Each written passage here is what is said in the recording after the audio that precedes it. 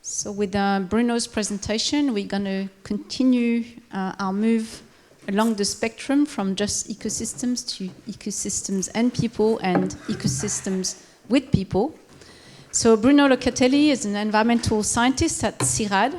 His research explores the interactions between ecosystems, landscapes and societies in the context of global environmental changes. For this, he uses interdisciplinary approaches, and his work focuses specifically on climate adaptation, nature-based solutions, ecosystem services, and the development of adaptation pathways at landscape scale to support resilient social ecological systems. So Bruno is now going to be telling us more about connecting humans and nature for climate change adaptation. Thank you, Sandra, for this introduction and also for organizing this event, and also for inviting me, of course. Thank you very much for that. Today, we have discovered different perspectives on landscape ecology. In my presentation, I would like to add the human dimension to it, as Adrienne did as well in her presentation. So I would like to talk about social ecological, or let's say landscape social ecology, which is the study of landscapes as social ecological systems. And I will do that in the context of climate change adaptation. Why? Of course, because we know that climate change is already transforming ecosystems and livelihoods everywhere. And we need to think of adaptation at the scale of landscapes, because this is where the impacts of climate change, the ecological processes, but also the human decisions become connected. So we know this. We know that climate change is a big challenge, and we know that landscapes are the scales where we should address adaptation. But we still have to operationalize adaptation approaches at the landscape scale that can connect or consider both ecological and social processes. When I talk of adaptation approaches, I think it's interesting to think back of the history of adaptation since the 1990s, when we started to talk about adaptation at the global level. And this concept of adaptation has evolved a lot since that time in different ways. And one of the ways is about how adaptation is considering nature.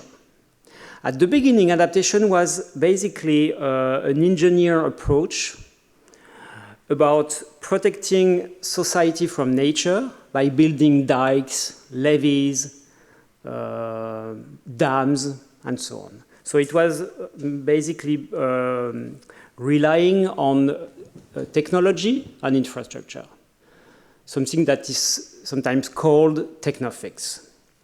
But then there's been a change in the way nature was conceived in adaptation.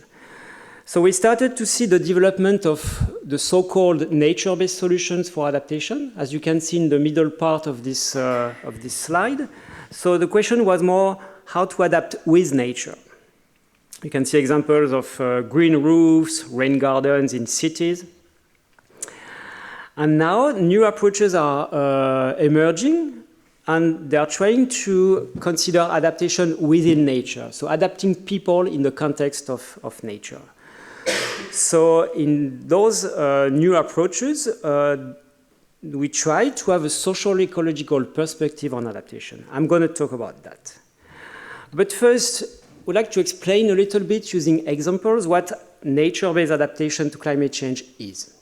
So it's a form of nature-based solutions that I'm sure you have heard about those solutions, which are quite popular now.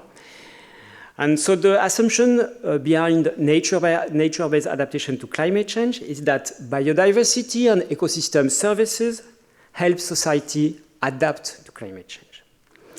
I'm going to give 4 examples. The first one will be about urban trees and parks during heat waves. We know that parks in cities are really important to cool down temperature during heat waves. Can be by several degrees, which is really important for public health during heat waves. There is this joke about an engineer to whom we ask to build a machine to cool down cities, but a machine that does not consume energy, is bird-friendly, and is visually nice. And of course, the engineer responds that it's not possible. But actually, the machine already exists. It's a tree. So by using those trees, we can reduce the impact of heat waves on the population in cities. A second example is about coastal areas. For example, here in Colombia, but there are many documented examples in, like, for instance, in India or in Mexico, where mangroves and other coastal forests have protected villages during storms or cyclones. And the difference is really clear between villages exposed to the sea and those villages protected by a coastal mangrove. A third example is about trees in agriculture. That those trees regulate the microclimate, for instance, the soil moisture, local temperature, wind. They protect from soil erosion as well. So they play a very important role in buffering the impact of climate variability on agriculture. And the fourth example is about watershed and water regulation. So those pictures are from Peru, where there are many projects trying to improve or to restore ecosystems in the mountains, to improve the capacity of those ecosystems like wetlands to store water during the rainy season and to release this water slowly during the rest of the year.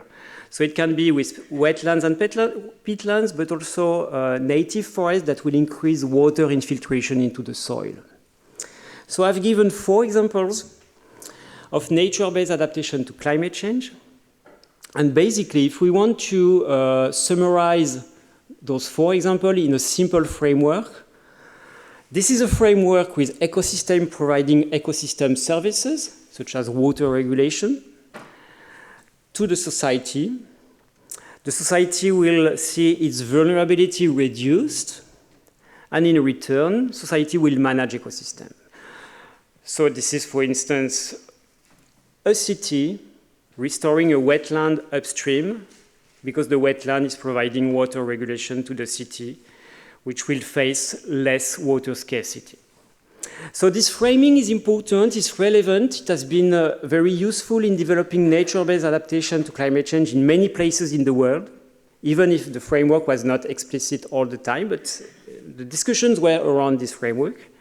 So it's relevant, but I see it as restrictive, because we miss a lot of interactions here that are important for adaptation.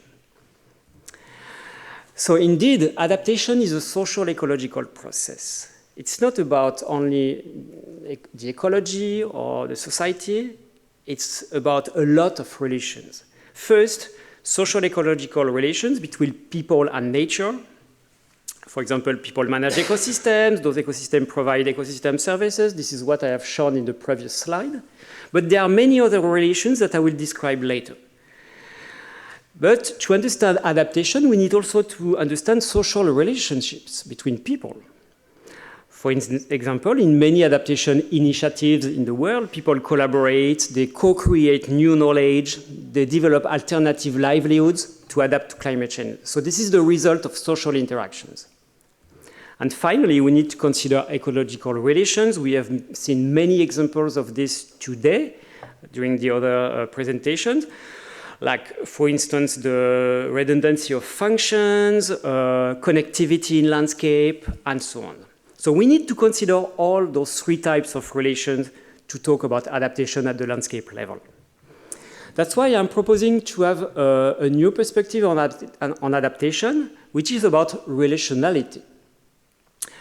Relationality means that adaptation emerges from multiple relations within social systems, within ecological systems, and in between. This relational framing is not something new. We have observed in the last years what has been called a relational turn in sustainability science. It means that sustainability sciences have put more emphasis on analyzing relations between people and nature. Like you can see these papers about people-nature disconnection or people-nature reconnection. So it's quite a big topic now in sustainability sciences. But not only. Relationality is something that is an object of interest in many schools of thought. I've given some examples here, like about nature anthropology with the scholar, about environmental humanities or nature philosophers. I've put some book covers on the right, like with Vinciane Després, Baptiste Morisot, Anastasia Martin, Val Plumwood, and many others. And also people working on relational ontologies, like Arturo Escobar. And going a bit further from this first group of school of thought, I was thinking also of connecting that to the actor network theory by Bruno Locatelli, and also all the works on social ecological networks by, for instance, Oriane Bodin, and more generally on all the work that has been done on social ecological systems. Okay, so relationality is not something that is only related to adaptation, but it's a really broad topic that has been studied in many epistemic groups. Then after this first part of my presentation, which was a bit conceptual, I'm going to continue with a more empirical part. Because we did an analysis on those relations in adaptation. So we analyzed with colleagues, including Sandra and Adrienne and others, we analyzed how nature-based adaptation initiatives mobilized those relations, social, ecological, and social ecological. When I say mobilize, it means that those initiatives, which are like projects aiming at adaptation on the ground, how they shaped those relations, how they enabled sometimes, how they built on. So there are different ways they mobilized the relations. When we started this analysis, we had two main hypotheses. The first one was that adaptation initiatives mobilize those relations differently, which means that we can define archetypes of adaptation depending on how they mobilize those relations. We have another hypothesis that the adaptation initiatives that mobilize more social ecological relations, so between people and nature, also mobilize more social relations and more ecological relations. So we tried to observe correlation between relations, okay? So I'm going to show what we have done for testing those hypotheses. So we developed a framework in a workshop that we organized 3 years ago, a workshop where we end up, after discussions and many, presentation or reflection on existing adaptation initiatives, we developed this framework with 18 relations that I will present quickly. And then we gathered case studies. We had 25 case studies worldwide. We extracted data from these 25 case studies, and we scored the relations. So the question was, for each relation, to what extent an initiative had mobilized a relation for adaptation. So let's see a little bit the framework, but quickly. So we defined 6 types of social ecological relations, which were based on metaphors of how human relates to nature. It was about ecosystem services, for instance, ecosystem management, which I have talked about before, but also more intangible relations, like the moral concern that humans have for nature, the consideration of a web of life, which means considering that humans are part of a web of connection with other animals and vegetables, and also including spiritual dimensions in the relationship with nature. Then in terms of social relations, we looked at previous research on the collaborative production of knowledge and action, and we came up with 6 types of relations, for instance, related to how an initiative considered distributive equity or power relationships or the diversity of voices and so on. And then finally, regarding ecological relations, we built the framework on the previous works on processes and property that matter for ecological adaptive capacity. Like we had relation related to diversity, but also disturbance regulation, system stabilization, and connectivity. Okay, so we applied this framework and we found archetypes of adaptation initiatives. We found 4. I mean, we discovered that some projects, some adaptation projects are trying to control nature for adaptation, which is kind of, we can call adaptation against nature. So it's really top-down engineering approaches, focusing on only one ecological function, such as water regulation. Then we had a group of adaptation initiatives focusing on biodiversity. So they tried to emphasize ecological diversity, and they didn't do much on social aspects or people-nature relations. So we can call them adaptation of nature. Then the third group was about ecosystem services for adaptation. They were very strong on ecosystem services, but also on social relations, which means that the social aspects were considered. So it was the adaptation of people from nature.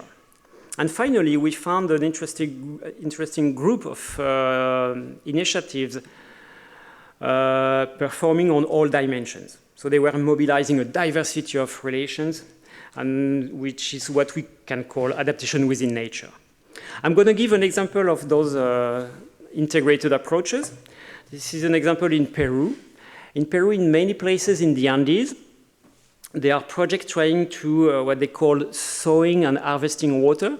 So it means that they try to increase the infiltration of water into the soils to harvest the water during the dry season. And so it's quite common now in the Andes. And I found a very interesting project that was, of course, mobilizing ecological relations regarding water, soil, vegetation, so basically the water cycle. But also they were really strong in the social aspects. They were, one of the objectives, for instance, was to strengthen community organization. They built a lot on local knowledge.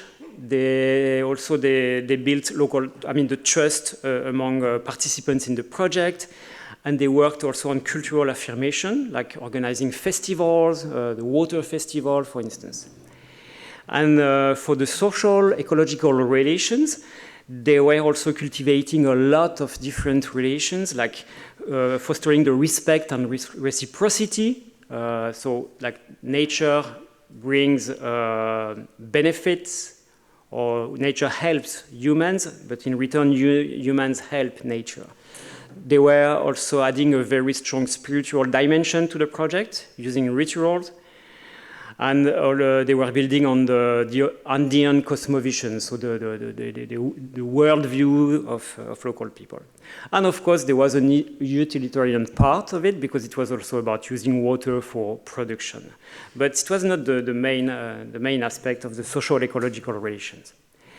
Then finally, in terms of the correlations, we found that projects that mobilized more diverse social ecological interaction at the bottom of the 2 plots were also mobilizing more social, which is on the left, and more ecological interaction on the right. So we found this correlation. So for the end of this presentation, I would like to give you the main take-home messages. First, that as we have seen here, but as we have seen also in many studies, climate change adaptation is a social ecological process it's not only about ecosystems of society, but it results from the interaction between human decisions, biodiversity, ecosystem dynamics in landscapes. Then these landscapes, they matter for both adaptation, for the adaptation of both human and non-humans. I think it's still an hypothesis, but we start to have a growing body of evidence about it, that functional landscape and social ecological that maintain connections and cooperation between people improve the capacity of species, ecosystems, and human communities to adapt. Okay. Another take-home message is that biodiversity is a foundation for social ecological adaptation, because biodiversity supports the adaptation of ecosystems, but also people who depend on them. And we have seen, like with the correlation, that the way people relate to nature shapes resilience. I mean, we haven't seen that directly, but we can continue testing this fact that the relationship between people and nature are crucial when we talk about adaptation. Especially if we have like a very focused or narrow way of seeing nature, like in the example of controlling nature for adaptation, those initiatives may not have a long-term adaptive capacity. And finally, last messages is about the possibility of using the reconnection between people and nature to facilitate transformative adaptation. For instance, we need to change the values, or we need to change the institution that can facilitate or foster reciprocal relationship between people and ecosystems. And finally, as other people have said, mobilizing diverse relation between people and nature can be a lever for social ecological adaptation. So it's like moving beyond just a vision of utilitarian nature, so just based on the direct benefit from nature, but moving to consider as well intangible interaction, including spirituality. Thank you.